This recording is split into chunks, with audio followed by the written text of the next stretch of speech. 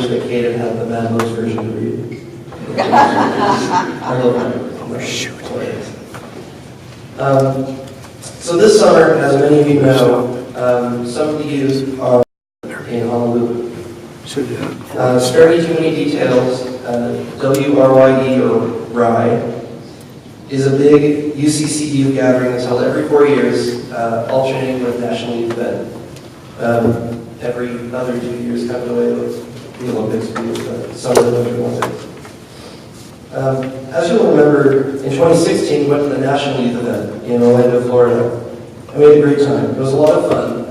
But one thing the kids, as well as myself, were understandably upset about was that they had to cancel the community service projects that we signed up to do because it was too hot.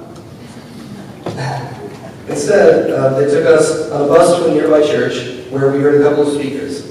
The second one was a guy who was well acquainted with the research on what is known as the 5 love languages. Some of the kids were disappointed, as was I, that we weren't doing the community service projects, but I encouraged them to really listen because I had read about it before and I found it very valuable. If you've ever heard of the 5 love languages, it's a good, perhaps a little oversimplified way of looking at that truth that people show their care in many different ways. I won't go through them now, but we all know people in our lives who say, appreciate it more than anything when we give them gifts, even really small things that we found at Kmart or Target. Or people who act like we just save their lives when we bring them a cup of water that they ask for, but they couldn't care less if we got them something for their birthday or not.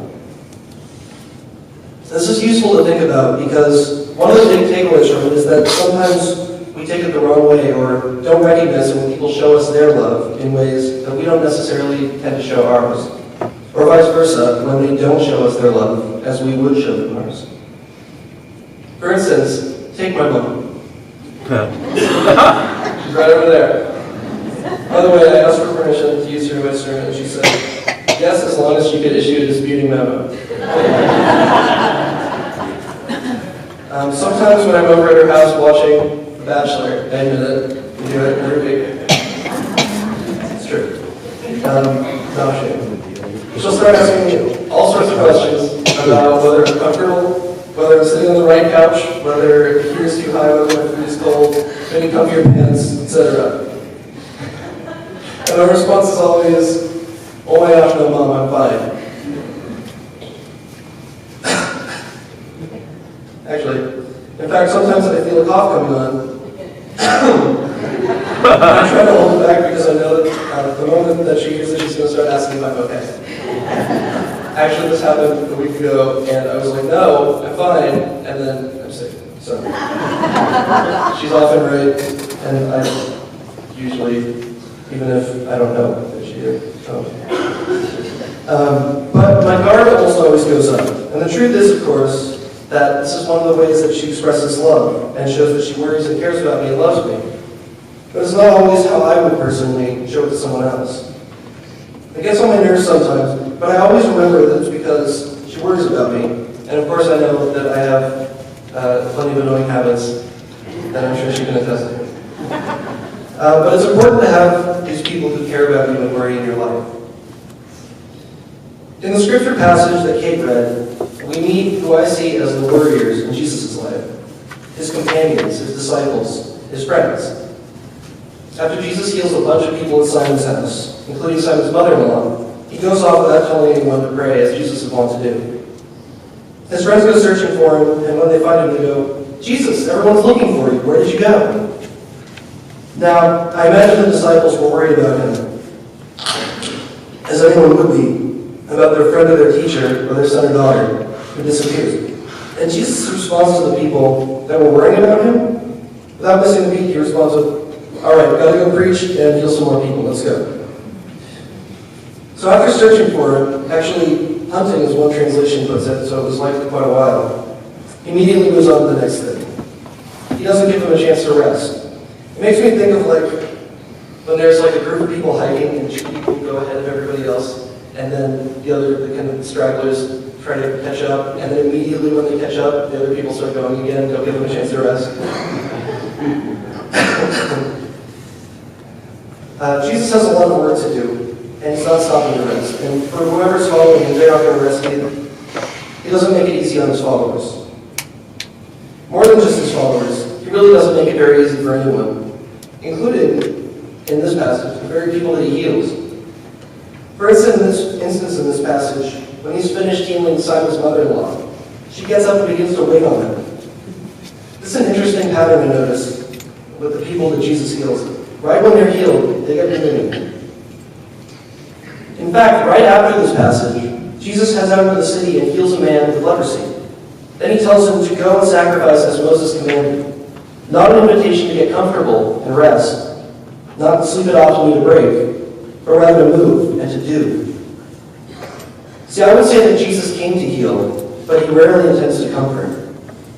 Comfort can become complacency, and that is just the opposite of what Jesus came to do, as he says in the passage. Jesus came to shake things up, and he doesn't hold back. It's certainly important that we're uncomfortable at times. Discomfort is a great vehicle for personal and social transformation, both of which Jesus intended to effect. But at the same time, we see the value of those who are there to comfort and to worry and to care.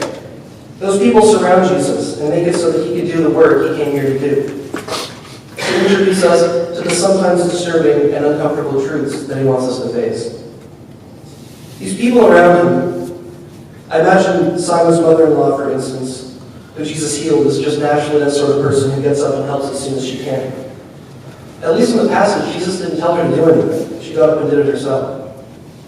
So when Jesus' companions find him and go, "Jesus, where were you?" they're playing a very important role. We all need people to take care of us, and Jesus is no different. We need to know that we're supported in love. Truly, it's a human need.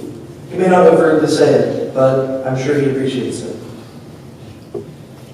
We need helpers and worriers to fill that role, to speak that language that Jesus doesn't always seem to use. Sometimes perhaps it's spoken a little crudely by some, but it certainly doesn't hurt to have a family or community to freak out when we disappear.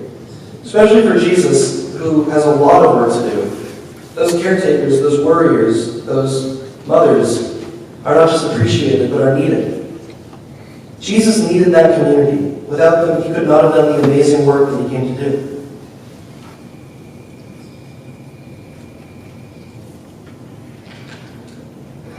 As someone who has been in this church for years, I can tell you that our biggest strength is right there in our name, community. Whether we agree or disagree on certain issues, whether we are alike or different in a multitude of ways, we are at our core a beautiful community. Not too long ago, I had a friend who was unable to pay for college and asked if some congregants could help her out financially. She's an excellent singer, so she put on a mini concert or recital, and the generosity of the congregation helps her substantially, at least for a little while. And that's what a community does. It worries about those who need to be worried about. Helps those who need to be helped. It takes care of those people who need to be taken care of. And we at WCC are great at it. I'm sure those of you who have been here a while can think of at least one time the church was there for you or someone you know. It's certainly been there for me. At one of the toughest moments in my life, it was an old church friend and a member of the congregation who was there for me, along with our wonderful pastors. Now, it may seem like I'm pandering at this point, because I certainly know you all well enough to be able to do that after all these years. But I really mean it. It takes a lot to play the role of the helper and caretaker sometimes. But in a community like this, it is so natural. And can you imagine how much Jesus' companions worried about him? How much work it took to be his friend? Well, we are that community. Those companions who waited on Jesus, who freaked out when he left, and upon finding him said, "Where were you? We were worried sick." The truth is, everyone at different times speaks all the languages. Everyone plays the role of Simon's mother-in-law and the companions and Jesus. Sometimes we are the ones who need help, who are struggling, or the ones who get up after a hard day because they know there's work to be done and people to serve. We do each speak some languages better than others, and it's important that we recognize that. But those concerned caretakers in our lives have one of the most important parts to play. In community, they are the ones who support us when we fear we may fall, or when we need that extra helping hand. So, to all those worriers, to the ones who ask us if we need a blanket or if we've had enough to eat. We owe you a deep gratitude, and we hope that we can learn to speak that language as well as you do. Because you are the ones who keep us going when we may not even realize we have a problem, and the ones who remind us that we are deeply cared about and supported. Amen.